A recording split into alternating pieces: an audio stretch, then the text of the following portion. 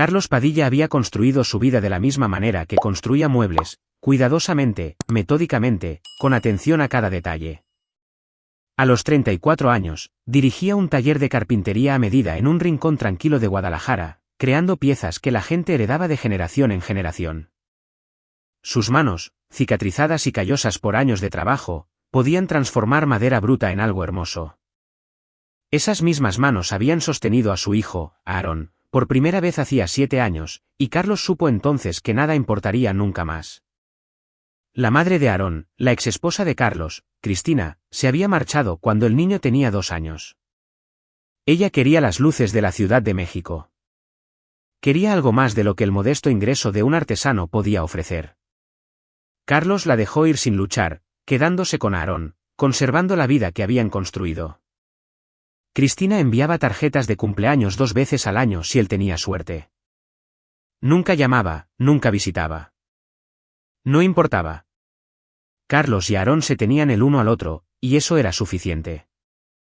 Genoveva Palacios, la madre de Cristina, se había horrorizado cuando su hija se fue.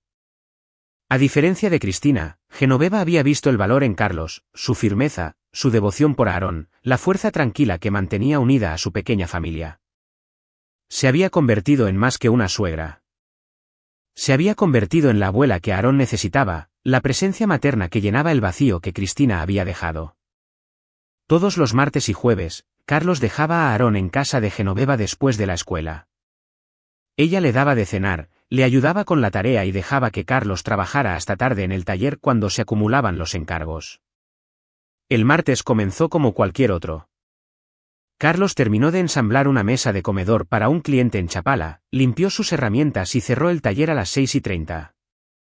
El trayecto a casa de Genoveva tomaba 15 minutos a través de calles familiares bordeadas de arces que se tornaban dorados en el atardecer de octubre. Se detuvo frente al pequeño bungalow de estilo artesanal en la calle Morelos, notando el coche de Genoveva en la entrada. La luz del porche estaba encendida, cálida y acogedora, pero la puerta principal estaba abierta de par en par. Carlos apagó el motor, un peso frío asentándose en su estómago. Genoveva era meticulosa con la seguridad, con mantener a Aarón a salvo. Nunca dejaría la puerta abierta, especialmente no con la oscuridad cayendo. Salió de su camioneta, con sus botas pesadas sobre el camino de concreto que conducía al porche. ¿Genoveva?, llamó. ¿Aarón? El silencio le respondió. No la tranquilidad cómoda de una casa vacía, sino algo más. Algo andaba mal. El aire se sentía denso, cargado de una ausencia que le erizaba la piel. Carlos cruzó el umbral. La sala de estar parecía haber sido arrasada por un tornado. La mesa de centro yacía de lado. La colección de figuras de cerámica de Genoveva estaba hecha añicos por el suelo de madera.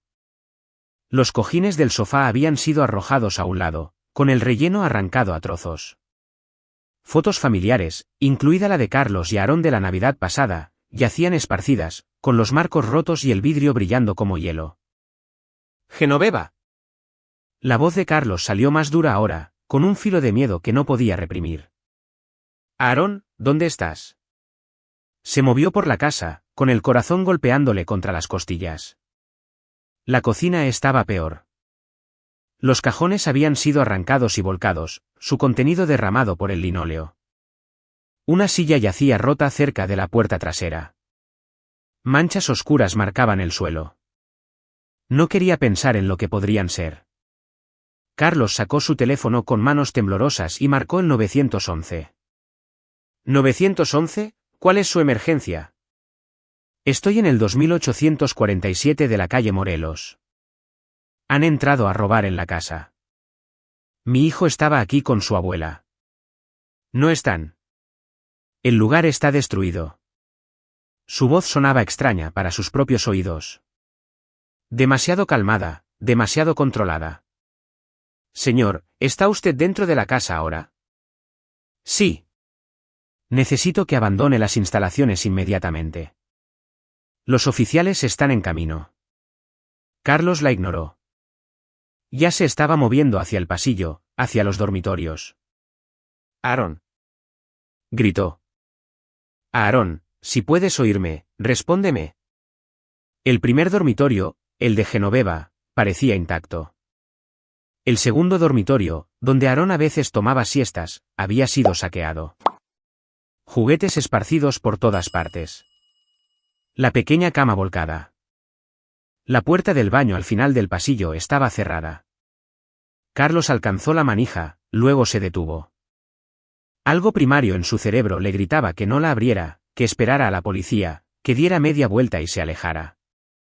Pero su hijo podría estar ahí dentro.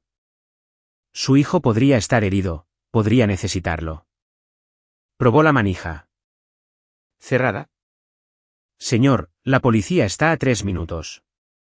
Por favor, salga de la casa.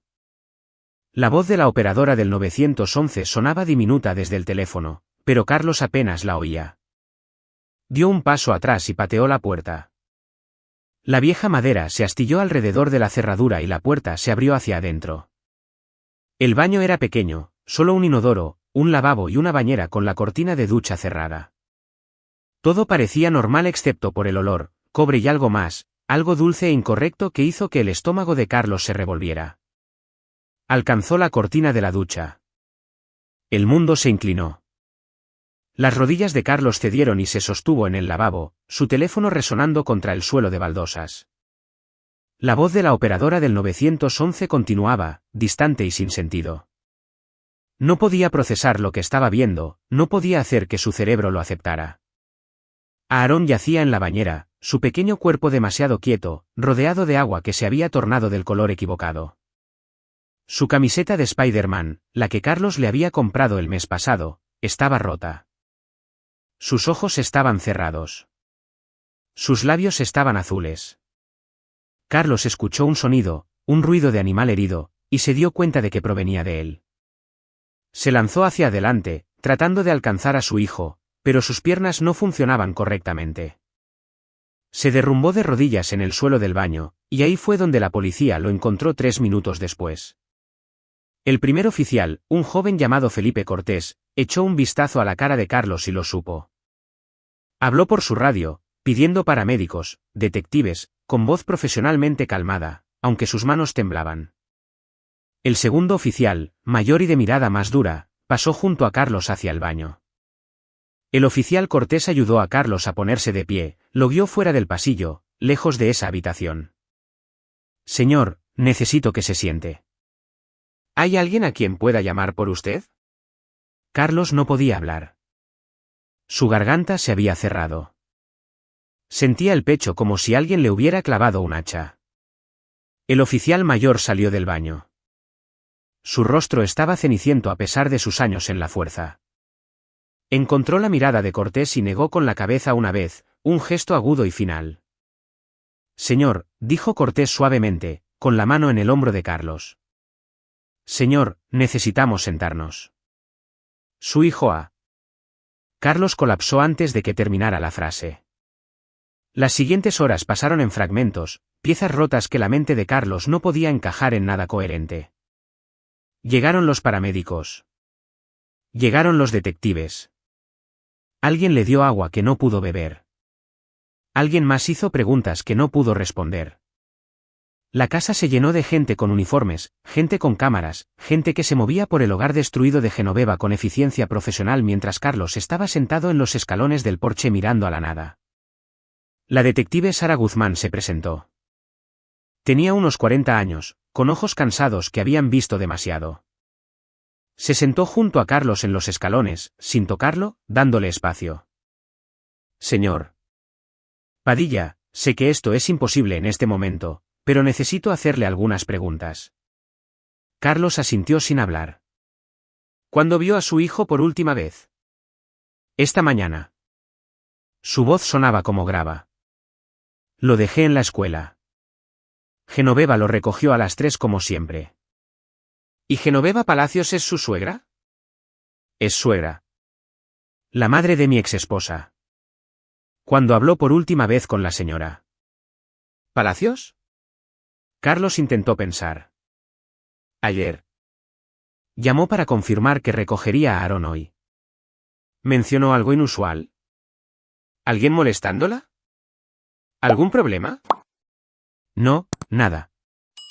Carlos miró a la detective. ¿Dónde está ella? ¿Dónde está Genoveva? La expresión de Guzmán se tensó. No lo sabemos. Su coche está aquí. Su bolso está en la encimera de la cocina con su teléfono y billetera, pero no hay rastro de ella. Hemos emitido una alerta. La mente de Carlos, entumecida por el shock, comenzó a funcionar de nuevo lenta, dolorosamente, como engranajes rechinando después de años de desuso. Alguien se la llevó. Aún no lo sabemos. Alguien entró a la fuerza. Le hicieron esto a Aaron. Se llevaron a Genoveva. Miró a la detective. ¿Por qué? ¿Por qué alguien haría esto? Guzmán no respondió. No podía. En su lugar, hizo más preguntas sobre la vida de Genoveva, sus amigos, sus hábitos. ¿Tenía enemigos, problemas financieros, un novio? Esa última pregunta hizo que Carlos se detuviera. Estaba viendo a alguien. ¿Daniel? Algo. Yáñez, creo. Ella lo mencionó hace unos meses, dijo que estaban saliendo. Guzmán anotó el nombre. ¿Sabe algo sobre él? No. Genoveva mantenía su vida personal en privado. Sé que era más joven que ella, tal vez de unos 40 y tantos años. Ella parecía feliz. La voz de Carlos se quebró en la última palabra. Feliz. Genoveva había sido feliz. Y ahora se había ido. Y Aarón estaba. No pudo terminar el pensamiento. El médico forense llegó. Carlos observó cómo sacaban una pequeña bolsa para cadáveres y sintió que algo dentro de él se destrozaba por completo. Apareció una defensora de víctimas, una mujer amable llamada Rocío Uribe, que habló en tonos suaves sobre consejería de duelo y grupos de apoyo. Carlos no escuchó nada de eso. Se sentó en los escalones del porche mientras la noche caía por completo, mientras la policía continuaba su trabajo, mientras se llevaban a su hijo a la morgue. En algún momento, la detective Guzmán regresó. Señor Padilla, ¿hay algún lugar donde pueda quedarse esta noche? ¿Alguien a quien podamos llamar? Carlos pensó en su casa vacía, en la habitación de Aarón con una cama de madera en forma de coche de carreras que él había construido, en la mesa del desayuno donde comían cereal juntos cada mañana. No. Puedo pedir servicios de atención a víctimas. Quiero ayudar. Quiero encontrar a quien hizo esto. La expresión de Guzmán se suavizó con una lástima que hizo que Carlos quisiera gritar. Lo mejor que puede hacer es dejarnos investigar. Somos buenos en nuestro trabajo. Encontraremos a quien hizo esto. Pero Carlos escuchó lo que ella no estaba diciendo. No interfiera. No se involucre.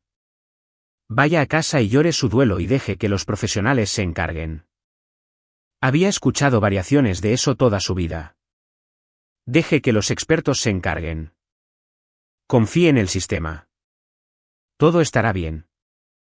Todo no estaba bien. Su hijo estaba muerto. Genoveva estaba desaparecida. Y Carlos Padilla, quien había construido su vida sobre planes cuidadosos y trabajo constante, quien nunca había lastimado a nadie, quien siempre había seguido las reglas, sintió que algo oscuro y frío se cristalizaba en su pecho. Quiero verlo, dijo antes. Quiero ver a Aarón una vez más. Guzmán asintió. Lo arreglaré. Señor Padilla. Ella vaciló. Lo siento. Yo también tengo un hijo. No puedo imaginarlo. Simplemente lo siento.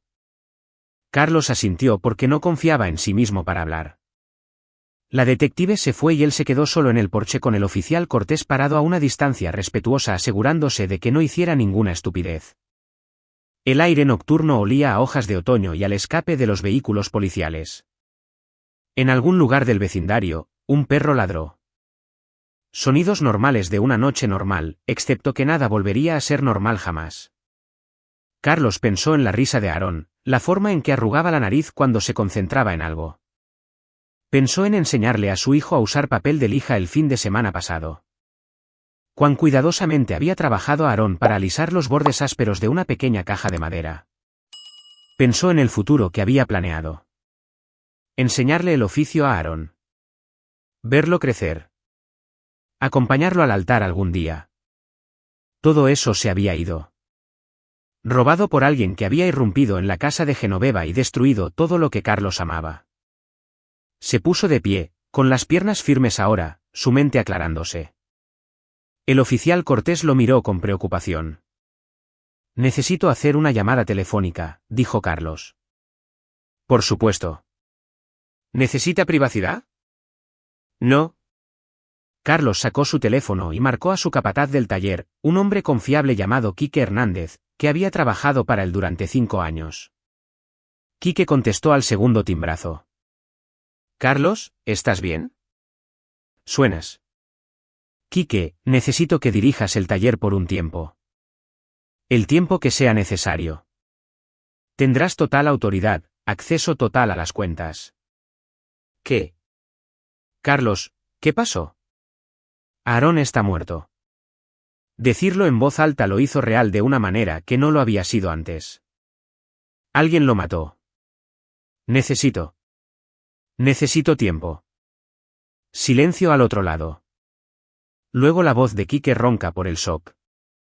Jesucristo. Carlos, lo siento mucho. Lo que necesites. Cualquier cosa. Solo mantén el taller funcionando. Te llamaré. Carlos terminó la llamada antes de que Quique pudiera decir algo más. No podía manejar la compasión en este momento. No podía manejar la amabilidad. La rabia que se acumulaba en su pecho no dejaba espacio para nada más. La detective Guzmán regresó 1 hora más tarde con noticias.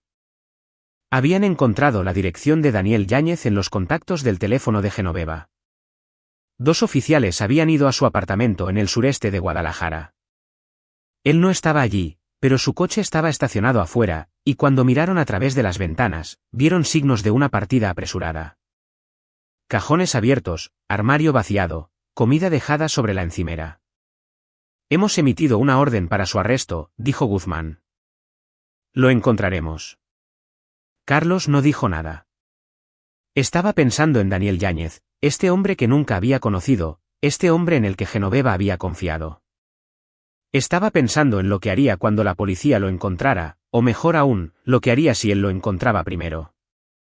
Liberaron la escena a las 2 de la mañana. Carlos se sentó en su camioneta fuera de la casa de Genoveva, incapaz de obligarse a conducir. La cinta de la escena del crimen ondeaba en la brisa. La casa permanecía oscura y vacía. Una tumba para la inocencia perdida. Su teléfono vibró.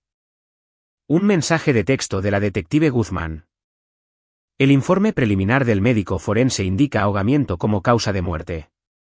La evidencia sugiere múltiples perpetradores. Le actualizaremos mañana. Por favor, trate de descansar.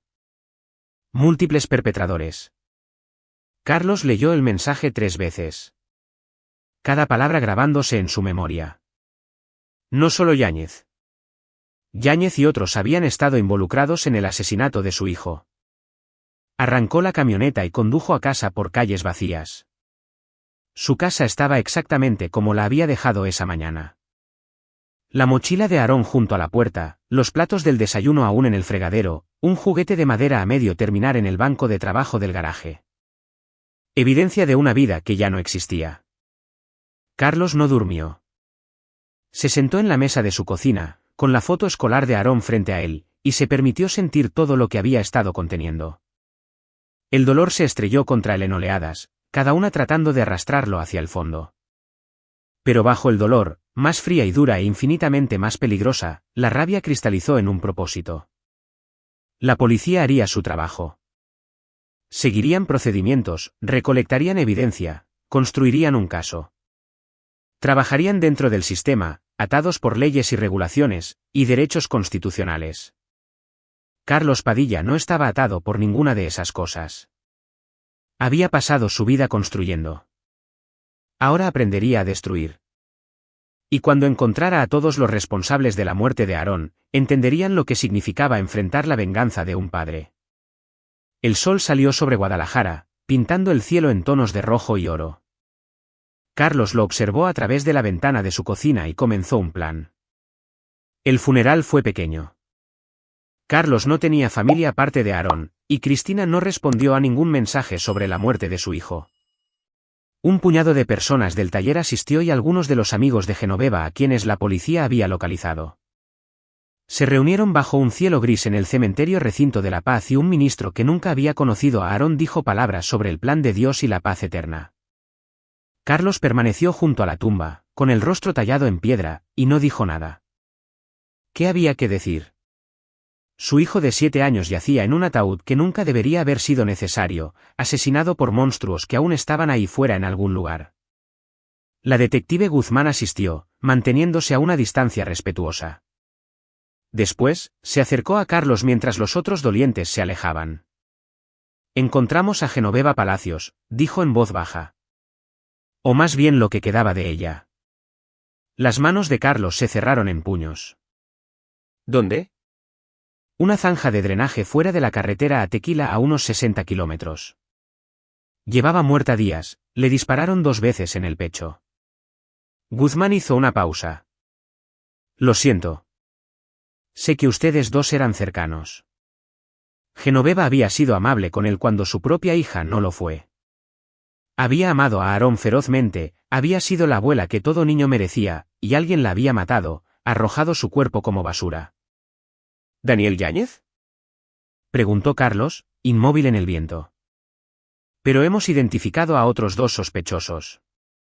Guzmán sacó su teléfono, le mostró 2 fotos. Bruno Bautista, un conocido asociado de Yáñez. Tiene antecedentes por asalto y robo a mano armada. Y Darío Duarte, otro amigo de Yáñez. Delincuente menor, cargos por drogas, nada violento hasta ahora. Carlos estudió los rostros. Bruno Bautista parecía exactamente lo que era, un criminal de carrera con ojos muertos y una boca cruel. Darío Duarte era más joven, tal vez de unos 30 años, con una barbilla débil y la palidez de alguien que pasaba demasiado tiempo en interiores. Encontramos evidencia de ADN en la escena, continuó Guzmán.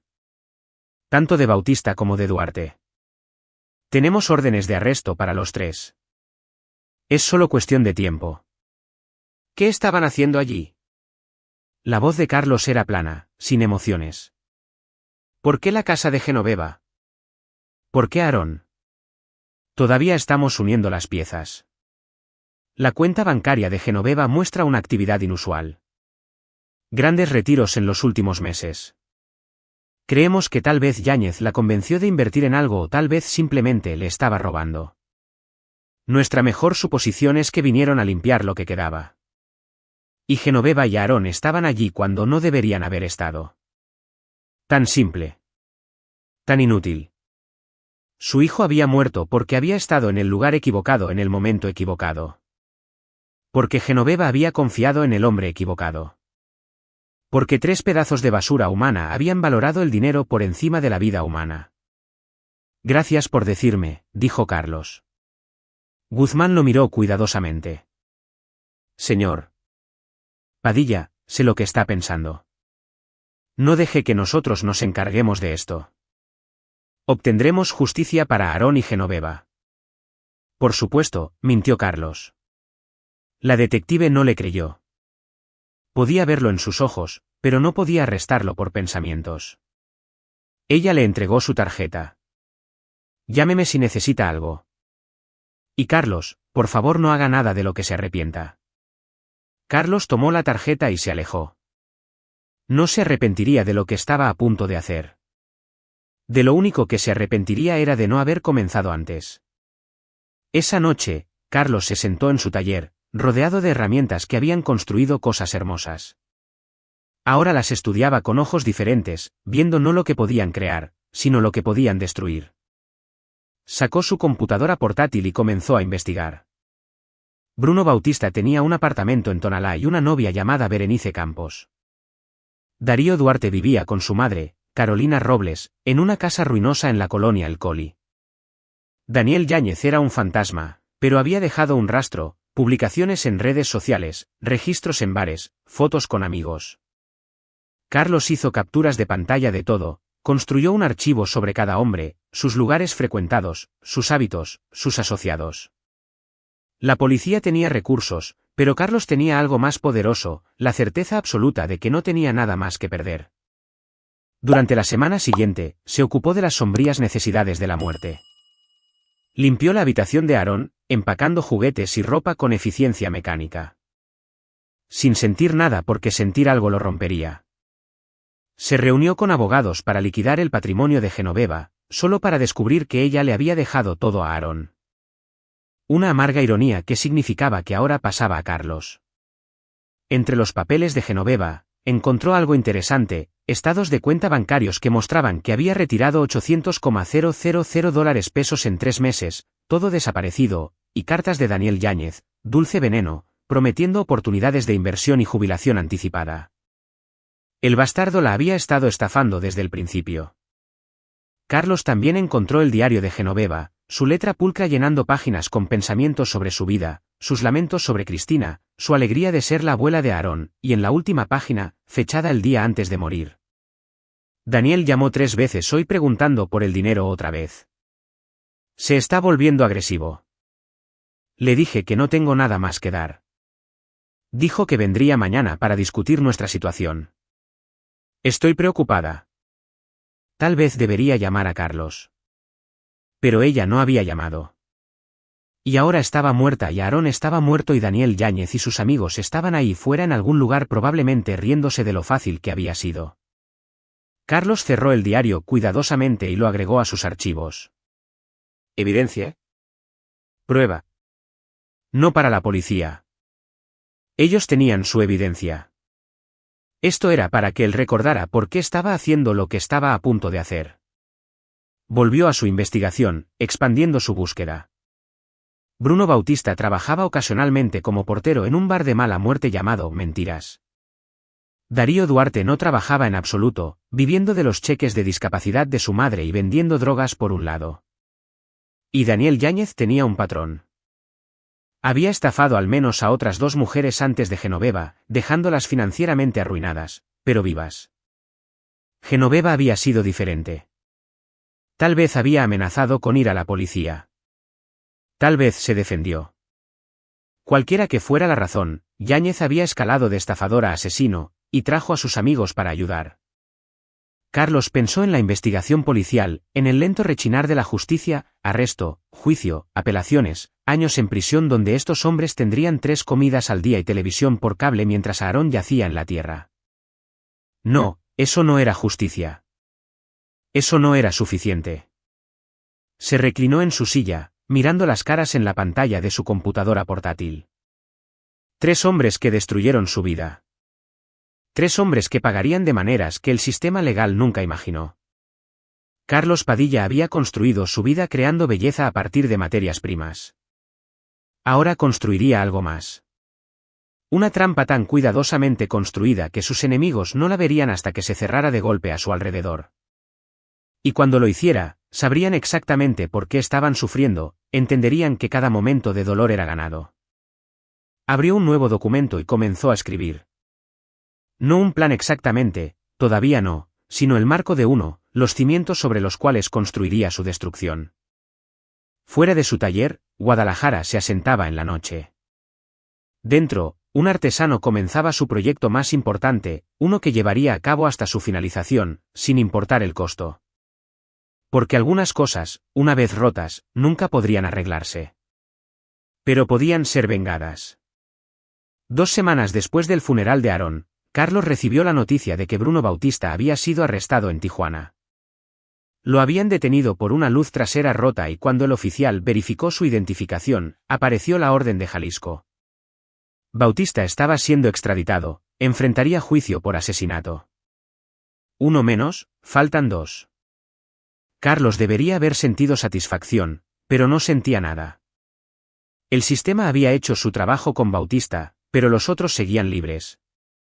La detective Guzmán llamó para actualizarlo, con voz cautelosamente optimista. Son buenas noticias, señor Padilla. Bautista es un delincuente violento con antecedentes. Su abogado podría intentar hacer un trato si entrega a Yáñez y Duarte. ¿Le ofrecerán un trato?, preguntó Carlos. Eso depende de la fiscalía, pero ¿entre usted y yo? Lo dudo. La evidencia es sólida. No necesitamos su testimonio. Bien. Carlos quería que los tres sufrieran la pena máxima, aunque incluso eso no sería suficiente. Continuó su investigación, su vigilancia. Supo que la madre de Darío Duarte, Carolina, trabajaba turnos nocturnos en una tienda de comestibles. Darío se quedaba en casa solo la mayoría de las noches, su coche visible en la entrada, luces encendidas en la casa. Carlos pasó conduciendo varias veces, memorizando la distribución, el vecindario, los patrones. No planeaba matarlos. La muerte era demasiado fácil, demasiado rápida. Quería que sintieran lo que él sentía, la impotencia, la rabia, la herida profunda en el alma que nunca sanaría. Quería que perdieran todo lo que importaba. Pero primero, necesitaba encontrarlos. Daniel Yáñez seguía siendo un fantasma. Su apartamento había sido limpiado, su cuenta bancaria vaciada y cerrada. Sin actividad de tarjetas de crédito, sin registros telefónicos, nada. O estaba muerto, o se había desvanecido en la economía sumergida donde la gente desaparecía. Carlos apostó por lo último. Yáñez era un superviviente, un estafador que había salido de problemas hablando toda su vida. Estaba ahí fuera en algún lugar, manteniendo un perfil bajo, esperando que la situación se calmara, y Carlos lo encontraría. Sin importar cuánto tiempo tomara. Regresó a su taller donde Quique había estado manejando las cosas competentemente. Los pedidos se estaban cumpliendo, los clientes estaban contentos, el negocio funcionaba sin problemas sin él. Debería haber sido reconfortante. En cambio, enfatizaba cuán irrelevante se había vuelto su antigua vida. ¿Estás bien, jefe? Preguntó Quique una tarde, encontrando a Carlos en el taller, mirando una estantería a medio terminar. No, dijo Carlos honestamente. Quique asintió, sin fingir entender. ¿Algo que pueda hacer? Sigue dirigiendo el taller. No estoy listo para volver todavía. Tómate todo el tiempo que necesites. Pero el tiempo era el problema. Cada día que pasaba era otro día que Yáñez y Duarte caminaban libres. Otro día que Aarón no estaba. Otro día que la herida permanecía en carne viva y sangrando. Carlos fue a casa y volvió a sus archivos. Había estado pensando en esto mal, abordándolo como lo haría la policía, siguiendo evidencia, rastreando movimientos, construyendo un caso. Pero él no era la policía. No necesitaba pruebas más allá de una duda razonable. Necesitaba ventaja. Todo el mundo tenía a alguien que le importaba. Todo el mundo tenía una debilidad. Buscó las redes sociales de Berenice Campos. La novia de Bruno Bautista era activa en línea, publicando constantemente sobre su vida, su perro, su trabajo en una peluquería. Parecía ajena al hecho de que su novio era un asesino sentado en la cárcel. O tal vez simplemente no le importaba. Carolina Robles, la madre de Darío, era diferente. Su página de Facebook era un santuario para su hijo. Fotos de él de niño, publicaciones orgullosas sobre sus logros, convenientemente editadas para excluir sus arrestos. Ella lo amaba a pesar de lo que era. Tal vez debido a lo que era. Y Daniel Yáñez. Sus redes sociales habían sido borradas, pero Internet nunca olvidaba realmente. Carlos encontró publicaciones archivadas, fotos de antes de que Yáñez supiera que estaría huyendo. Encontró menciones de su hermana en León, un hermano en Monterrey, una exesposa en Puerto Vallarta. Carlos tomó notas, trazó conexiones, construyó una red. Estos hombres pensaban que estaban a salvo, pensaban que se habían salido con la suya. No tenían idea de lo que venía. La llamada llegó un martes por la mañana, exactamente un mes después de la muerte de Aarón. La detective Guzmán, con voz tensa y una rabia apenas controlada. Encontramos a Darío Duarte. Está muerto. La mano de Carlos se apretó en el teléfono. ¿Qué pasó? Sobredosis de drogas. Parece que su madre lo encontró esta mañana. Estamos investigando, pero el análisis toxicológico preliminar muestra fentanilo mezclado con algo más. Podría ser accidental. Podría ser que alguien decidió atar cabos sueltos. La mente de Carlos se aceleró. Si alguien había matado a Duarte, el sospechoso obvio era Yáñez, eliminando testigos, cubriendo sus huellas. ¿Están seguros de que no fue suicidio? Nada es seguro todavía, pero Carlos. Guzmán hizo una pausa. ¿Dónde estuvo anoche? Entonces, él era un sospechoso. El padre buscando venganza, tomando el asunto en sus propias manos. En casa, solo. ¿Por qué? ¿Cree que tuve algo que ver con esto? Tengo que preguntar. ¿Entiende? Entiendo que tiene un trabajo que hacer. Por lo que vale, yo no lo maté, pero no puedo decir que lamento que esté muerto. Yo tampoco, admitió Guzmán. Pero esto complica las cosas. Si Yáñez está limpiando la casa, podría estar involucrado aún más profundamente, y todavía lo necesitamos para el asesinato de Genoveva. Terminaron la llamada con Guzmán prometiendo mantener a Carlos actualizado. Se sentó en su cocina tratando de procesar este desarrollo. 2 sospechosos menos, falta uno. Pero Daniel Yáñez era el que más quería. El arquitecto de la tragedia, el hombre que había seducido a Genoveva con mentiras y traído la muerte a su hogar. Carlos tomó una decisión. No podía esperar más a la policía. Tenía que moverse, tenía que actuar, tenía que hacer algo antes de que Yáñez desapareciera para siempre. Abrió su computadora portátil y comenzó a redactar un mensaje. Le tomó horas conseguir la redacción correcta, lograr el equilibrio perfecto entre amenaza y promesa. Cuando finalmente terminó, lo publicó en varios foros de la web oscura donde los criminales compraban y vendían información. Buscando a Daniel Yáñez. Visto por última vez, Guadalajara, Jalisco. Recompensa de $1,000,000 de pesos por ubicación confirmada. Sin preguntas. Contacto solo a través de canales encriptados. $1,000,000. El dinero de Genoveva. La herencia que debería haber sido de Aarón. Carlos gastaría hasta el último centavo para encontrar al hombre que destruyó a su familia. Publicó el mensaje y esperó. En el inframundo criminal, la lealtad duraba exactamente lo que duraba el dinero. Alguien vería esa recompensa y vendería a Yáñez sin pensarlo 2 veces. Carlos solo tenía que ser paciente. Algo que había aprendido como artesano, como padre, como hombre construyendo una vida un paso cuidadoso a la vez. Ahora construiría algo más. Y cuando estuviera completo, Daniel Yáñez entendería que había destinos peores que la prisión, peores que la muerte. Entendería lo que significaba estar verdaderamente roto. Con el mensaje publicado, Carlos cerró su computadora portátil y se permitió sentir algo más que dolor por primera vez en semanas. No alegría. Nunca volvería a sentir eso, sino propósito, dirección, la fría y dura satisfacción de un hombre sin nada que perder y todo por vengar. La muerte de Aarón no quedaría sin respuesta.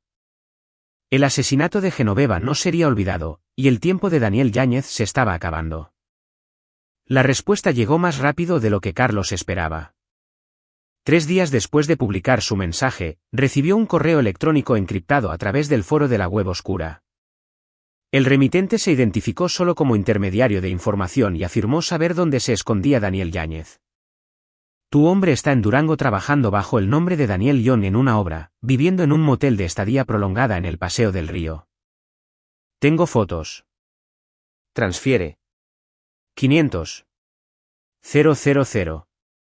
500,000 ahora. 500,000 al confirmar.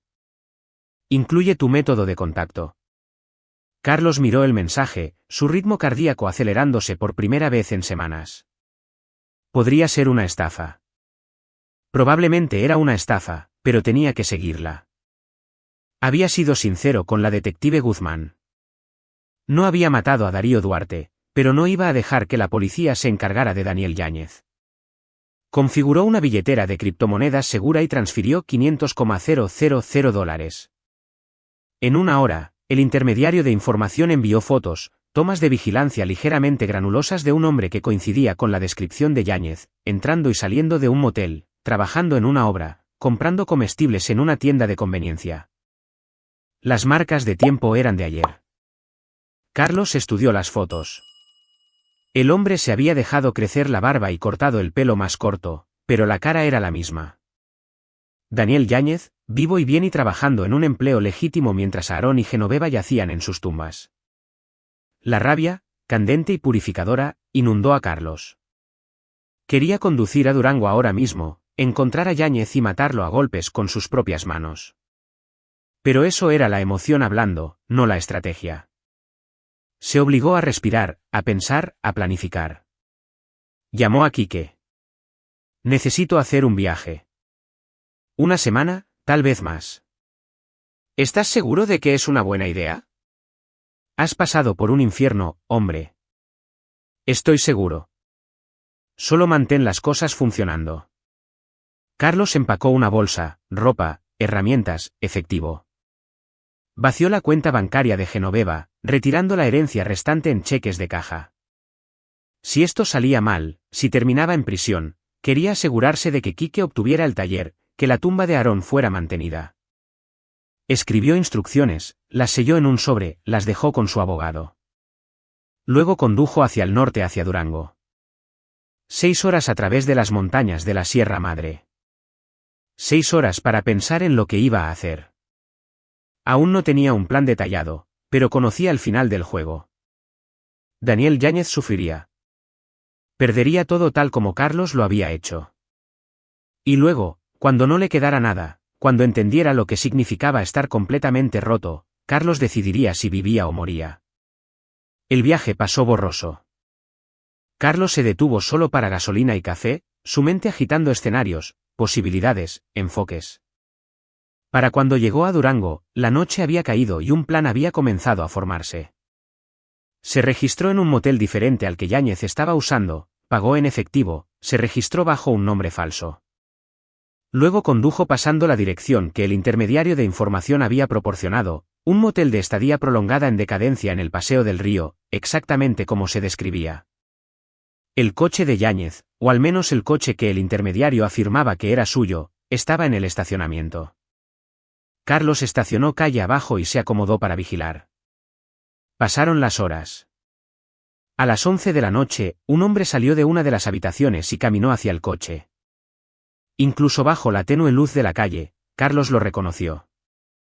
Daniel Yáñez, luciendo más viejo y desgastado que en sus fotos, pero inconfundiblemente el mismo hombre. Yáñez condujo hasta un restaurante abierto toda la noche. Carlos lo siguió a distancia, observó cómo Yáñez entraba, se sentaba en el mostrador, ordenaba comida. Parecía relajado, cómodo, como un hombre que pensaba que se había salido con la suya tras cometer un asesinato. Las manos de Carlos se apretaron en el volante. Sería tan fácil entrar allí, confrontarlo, hacerlo pagar ahora mismo. Pero lo fácil no era el punto. El punto era hacerlo sufrir. Esperó hasta que Yáñez terminó de comer y regresó al motel. Luego Carlos volvió a su propia habitación y envió un mensaje encriptado al intermediario de información. Confirmado. Transfiriendo pago final. El dinero pasó y el intermediario envió un mensaje más. Un placer hacer negocios. Recomiendo que te muevas rápido. La información tiene fecha de caducidad. Carlos borró todo el intercambio y centró su atención en el trabajo real. Pasó el día siguiente vigilando a Yáñez, viéndolo ir a trabajar a la obra, notando sus rutinas, sus interacciones con sus compañeros de trabajo. Yáñez había adoptado una nueva identidad, pero no había cambiado su naturaleza fundamental. Era encantador, amigable, exactamente el tipo de hombre que podía convencer a una viuda solitaria de entregarle los ahorros de toda su vida. Al tercer día, Carlos hizo su movimiento. Esperó hasta que Yáñez se fue a trabajar, luego entró en su habitación de motel. Fue fácil. La cerradura era barata y Carlos tenía herramientas. Dentro, encontró exactamente lo que esperaba. Identificaciones falsas, varios miles en efectivo, un teléfono desechable, y lo más importante, una computadora portátil. Carlos clonó el disco duro, copiando todo. Luego colocó un pequeño rastreador GPS debajo del coche de Yáñez y dejó todo lo demás sin tocar. Yáñez nunca sabría que había estado allí. De vuelta en su propia habitación, Carlos examinó el contenido de la computadora portátil. Premio mayor. Yáñez había sido descuidado, manteniendo registros detallados de sus estafas, nombres, cantidades, correspondencia, incluido todo lo relacionado con Genoveva. Carlos encontró correos electrónicos entre Yáñez y Bruno Bautista planeando la recuperación del dinero de Genoveva. Encontró intercambios de mensajes de texto sobre cuándo golpear la casa, cómo manejar complicaciones. Las complicaciones habían sido Genoveva y Aaron. Carlos leyó todo, su rabia aumentando con cada mensaje. Sabían que Genoveva estaría en casa. Sabían que el niño podría estar allí, y fueron de todos modos, armados y dispuestos a hacer lo que fuera necesario para obtener el dinero. Había más. Carlos encontró evidencia de que Yáñez se había estado comunicando con alguien más, alguien referido solo como el J. Los mensajes eran vagos, pero sugerentes de otro socio, tal vez alguien respaldando a Yáñez financieramente o proporcionándole objetivos. Carlos copió todo a una unidad segura, luego envió un paquete anónimo a la detective Guzmán conteniendo toda la evidencia junto con la ubicación actual de Yáñez. La policía tendría todo lo que necesitaban para una condena. Pero Carlos no había terminado. Vigiló el motel de Yáñez durante 2 días más, aprendiendo cada detalle de su rutina. Al 6º día, Carlos estaba listo.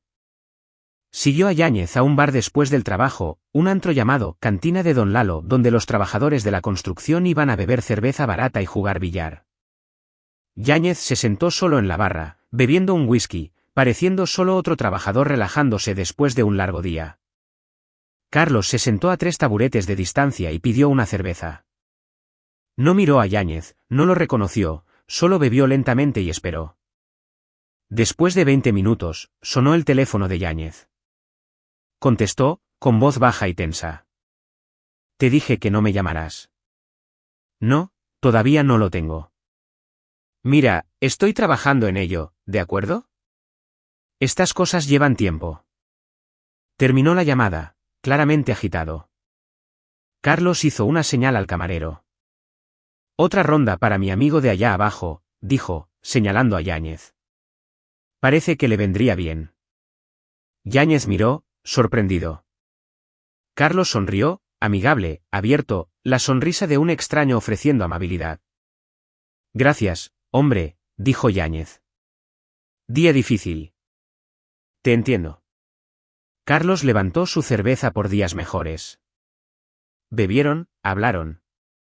Carlos interpretó el papel perfectamente. Solo otro trabajador de la construcción nuevo en la ciudad, buscando trabajo y compañía.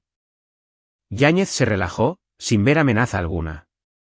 Y después de un rato, se mudaron a una cabina y pidieron la cena. Entonces, ¿qué te trae a Durango? Preguntó Yáñez. Buscando un nuevo comienzo, dijo Carlos. Tuve algunos problemas en casa. Cosas de familia. Pensé que tal vez un cambio de escenario ayudaría. Sé cómo es eso. Yáñez negó con la cabeza. A veces tienes que dejar todo atrás y empezar de nuevo. Carlos quería aplastar la cara del hombre contra la mesa. En cambio, sonrió y dijo, exactamente. ¿Y tú? La misma historia, diferentes detalles. Tuve una empresa comercial que salió mal. Necesitaba reubicarme. Hablaron durante horas. Yáñez era bueno, suave, agradable, el estafador perfecto. Te hacía querer confiar en él, querer ayudarlo. Carlos podía ver cómo Genoveva había caído en ello. Cómo este hombre podía parecer la respuesta a la soledad. Alrededor de la medianoche, Yáñez se excusó para usar el baño. Carlos deslizó una pastilla en su bebida. No veneno, solo un fuerte sedante que adquirió de un contacto en Guadalajara. Cuando Yáñez regresó y terminó su whisky, Carlos sugirió que dieran por terminada la noche. Sí, estoy agotado, estuvo de acuerdo Yáñez. Se puso de pie, se balanceó ligeramente. Guau.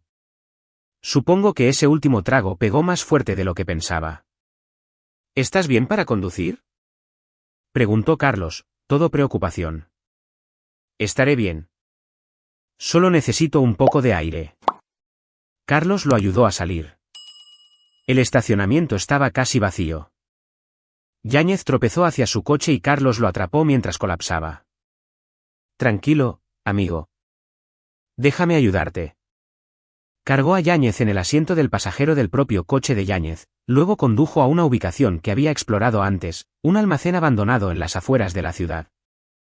El edificio había estado vacío durante años. Ventanas rotas, malas hierbas creciendo a través del concreto. Perfecto.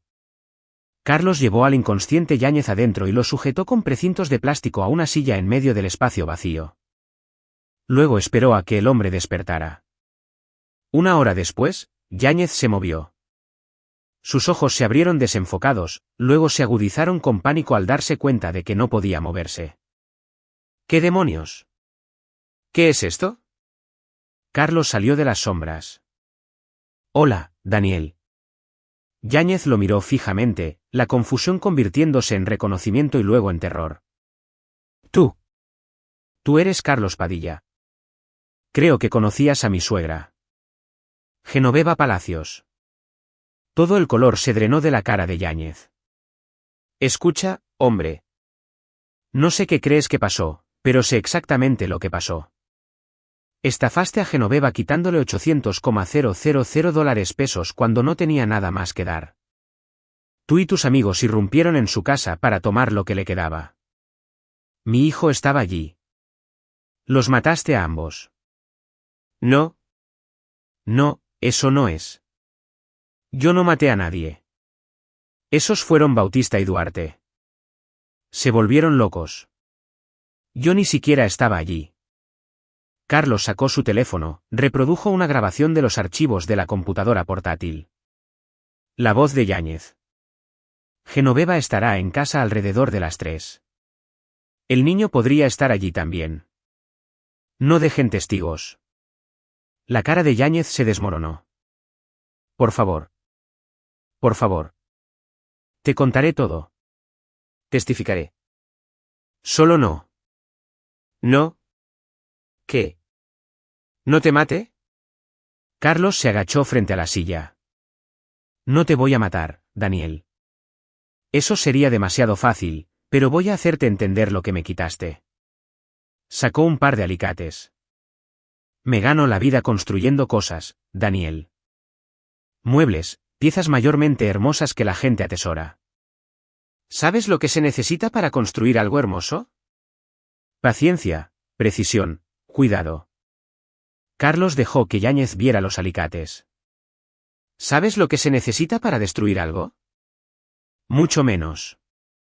Por favor. Por favor. Lo siento. Lo siento mucho.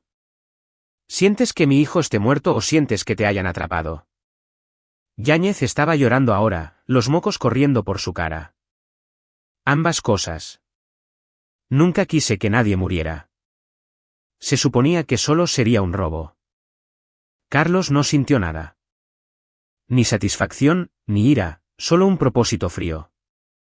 Háblame de la persona a la que llamas el J. ¿Qué? Yo no. Carlos agarró la mano de Yáñez y colocó los alicates alrededor de su dedo meñique.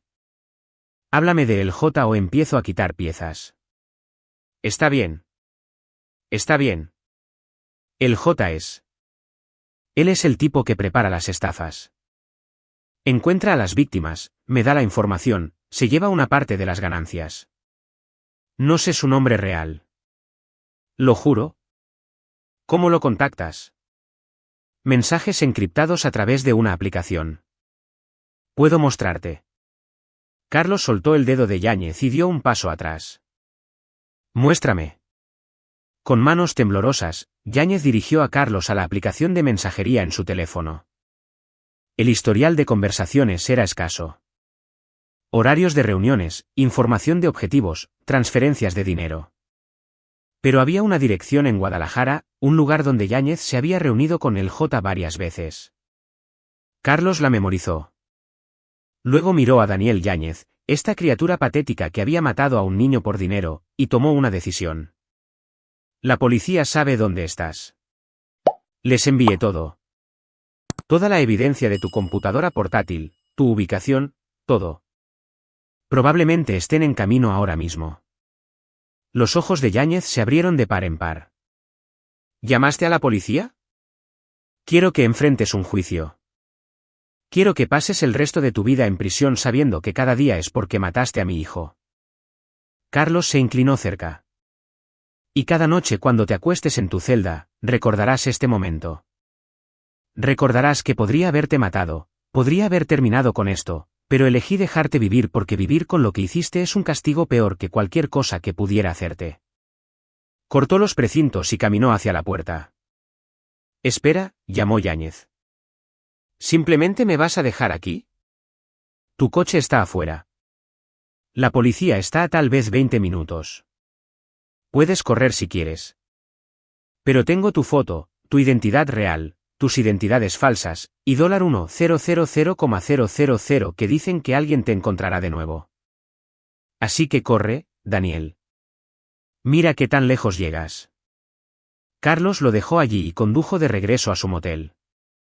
Empacó sus cosas, hizo el check-out y comenzó el largo viaje de regreso a Guadalajara. Detrás de él, sabía que Daniel Yáñez estaba tomando una decisión. Correr o esperar a la policía. A Carlos no le importaba qué opción eligiera. De cualquier manera, Yáñez estaba acabado. Carlos llegó a casa para encontrar a la detective Guzmán esperando en su puerta. Eran las 3 de la mañana, pero ella parecía completamente despierta e intensamente concentrada. Arrestamos a Daniel Yáñez hace 2 horas, dijo sin preámbulos. Estaba sentado en su coche fuera de un almacén abandonado en Durango, llorando y confesando todo. Nos dio nombres, detalles, incluso nos contó sobre un cómplice que no conocíamos. Era como si se hubiera roto. Carlos mantuvo su rostro neutral. Son buenas noticias. Guzmán lo estudió.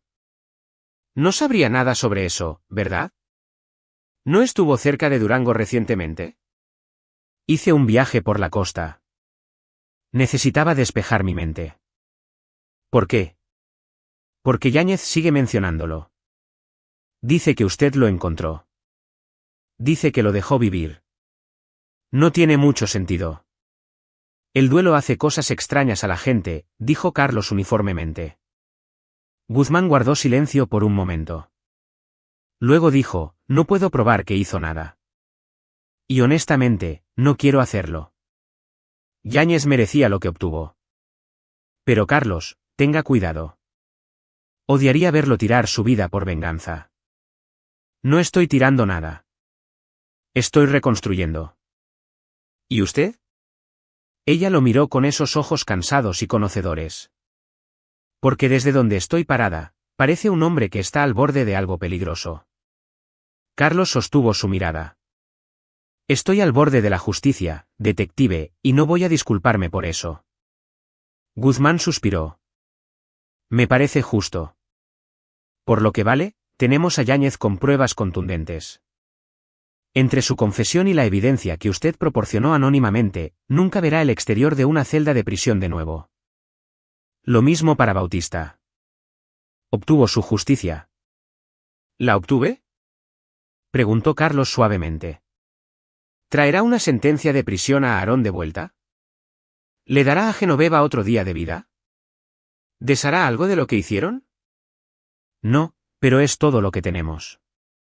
Entonces no es suficiente. Guzmán lo dejó con una advertencia de mantenerse fuera de problemas y una promesa de que el juicio sería rápido. Carlos la vio alejarse, luego entró en su casa vacía. Sacó la dirección que Yáñez le había dado.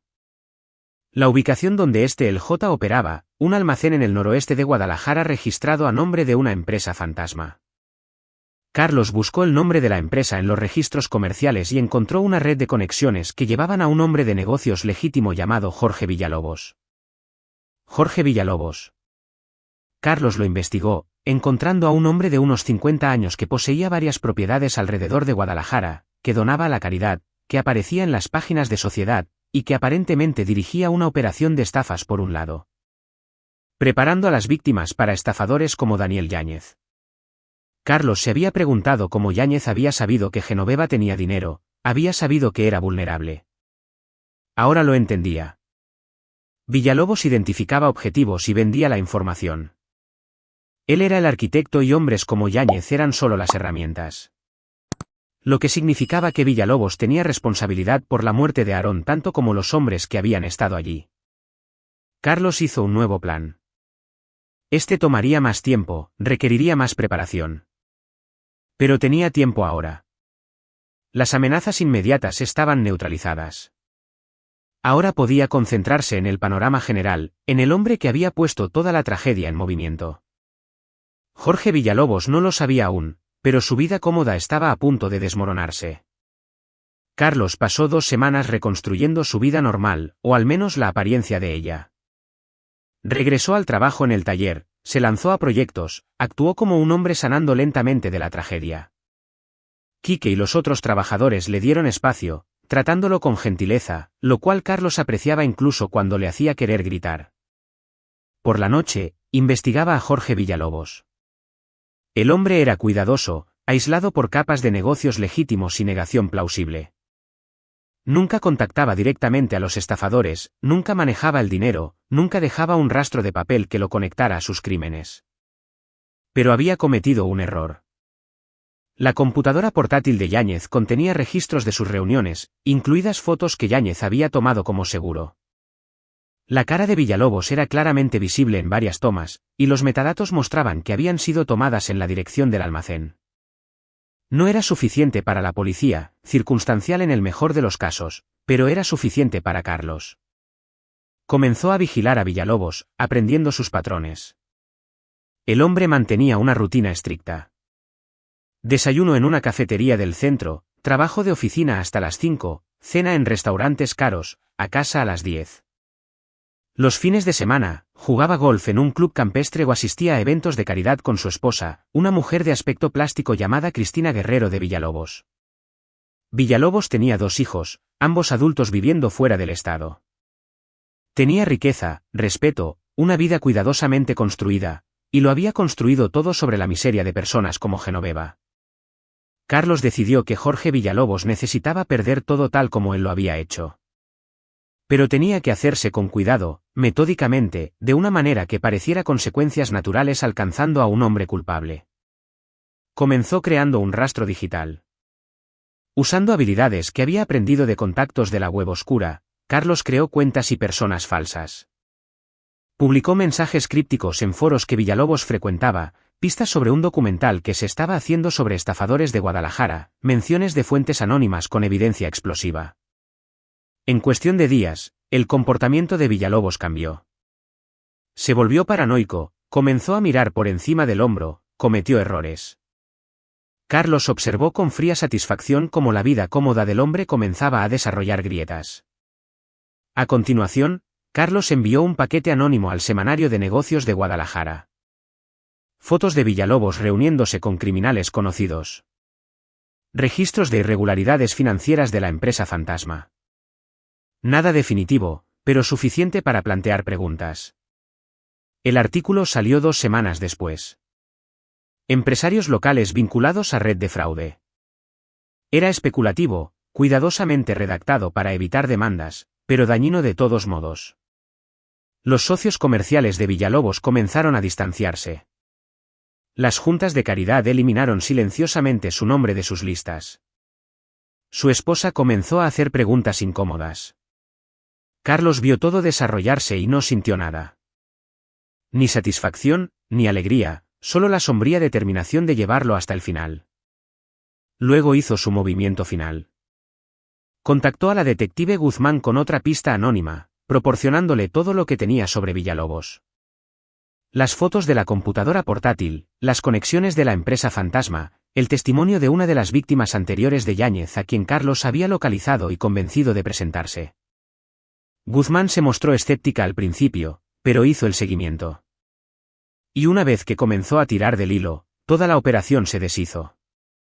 Villalobos había estado dirigiendo su red de estafas durante una década, había destruido docenas de vidas, había ganado millones. La policía lo arrestó un martes por la mañana en su oficina, paseándolo esposado ante las cámaras de noticias y colegas conmocionados. Su esposa solicitó el divorcio al final de la semana. Sus hijos emitieron declaraciones condenándolo. Sus activos fueron congelados, pendientes de investigación.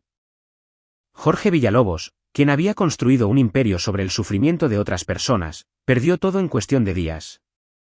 Carlos leyó sobre ello en el periódico, sentado en su taller, y se permitió un momento de sombría satisfacción. No era suficiente. Nada sería nunca suficiente. Pero era algo. Regresó a sus herramientas, al trabajo de construir. Tenía un encargo para un juego de dormitorio, y necesitaba concentrarse, necesitaba perderse en el ritmo familiar de la creación.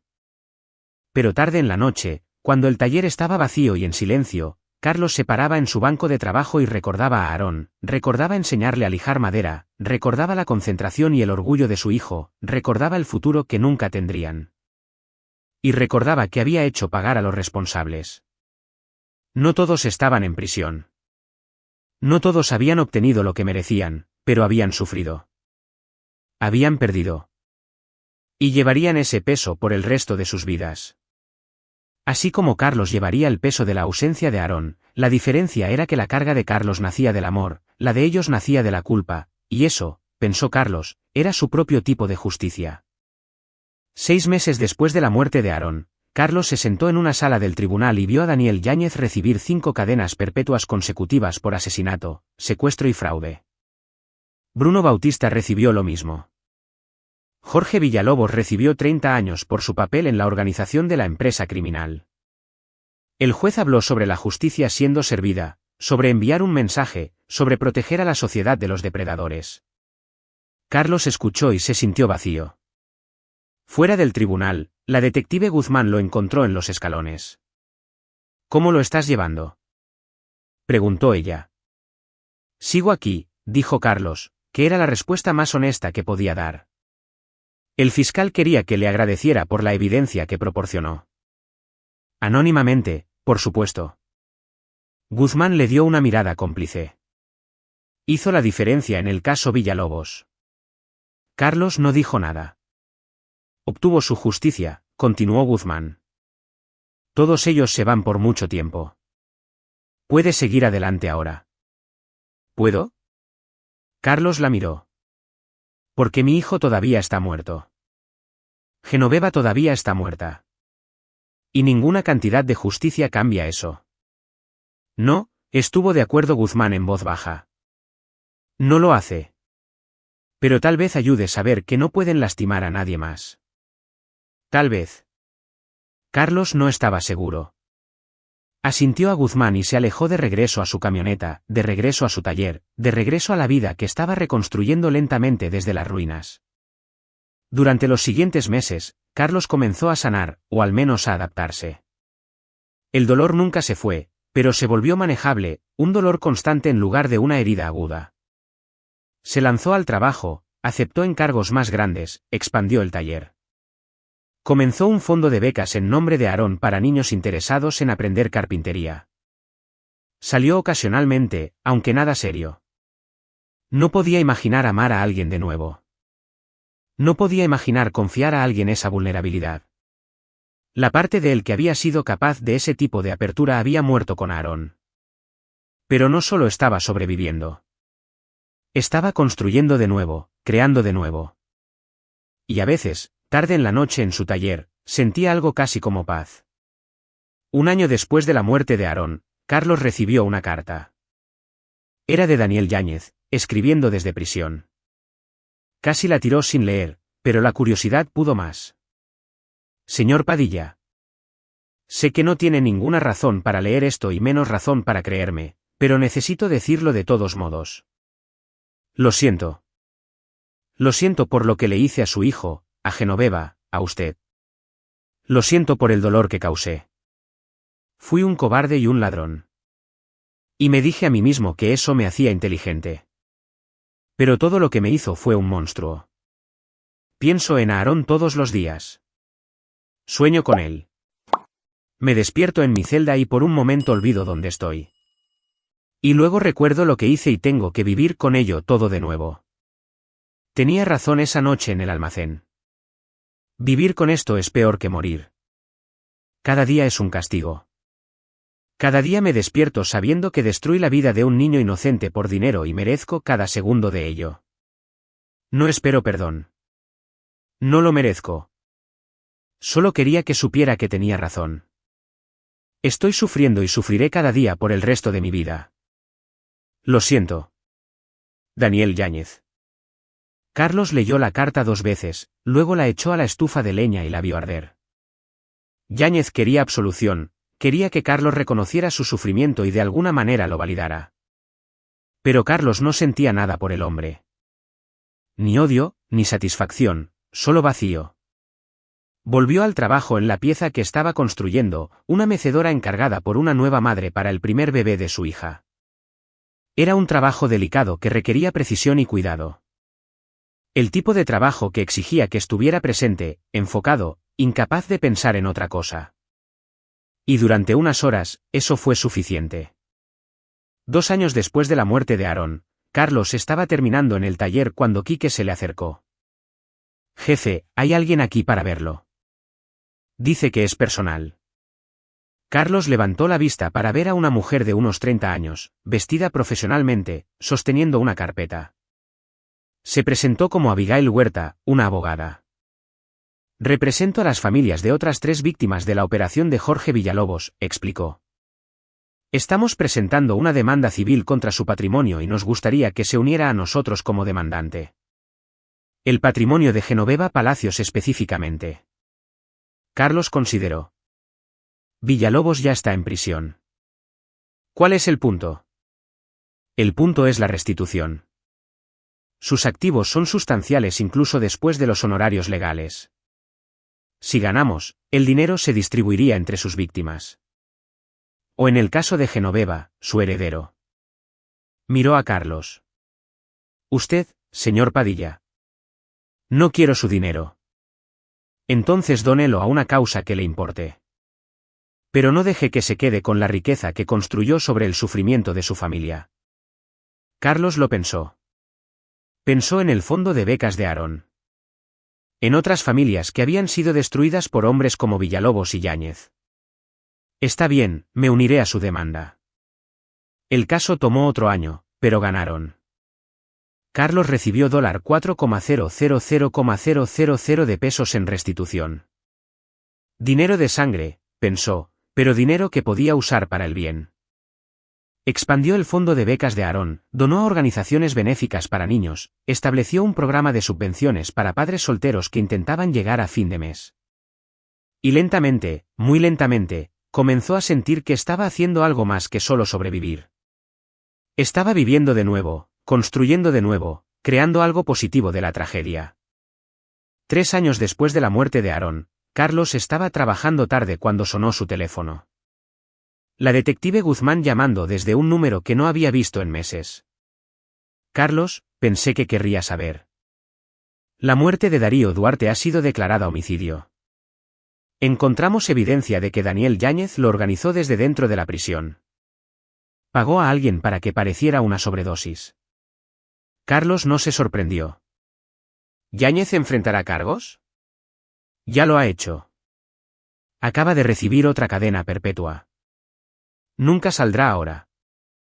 Se quedaron callados por un momento. Luego Guzmán dijo, ¿cómo lo lleva? Realmente mejor, dijo Carlos honestamente. Algunos días son más difíciles que otros, pero estoy construyendo una vida de nuevo. No es la vida que quería, pero es algo. Es bueno escuchar eso. Merecía algo mejor que lo que pasó. También Aarón. También Genoveva. Sí, lo merecían. Guzmán hizo una pausa. Cuídese, Carlos. Usted también, detective. Terminó la llamada y miró alrededor de su taller, el espacio donde le había enseñado a Aarón a lijar madera, donde habían construido cosas juntos, donde su hijo había aprendido a crear algo de la nada. Aarón se había ido. Eso nunca cambiaría. Pero su memoria vivía en el fondo de becas, en el trabajo que Carlos hacía, en la cuidadosa atención que le daba a cada pieza que construía. Carlos Padilla lo había perdido todo. Y en las cenizas de esa pérdida, había construido algo nuevo. No felicidad.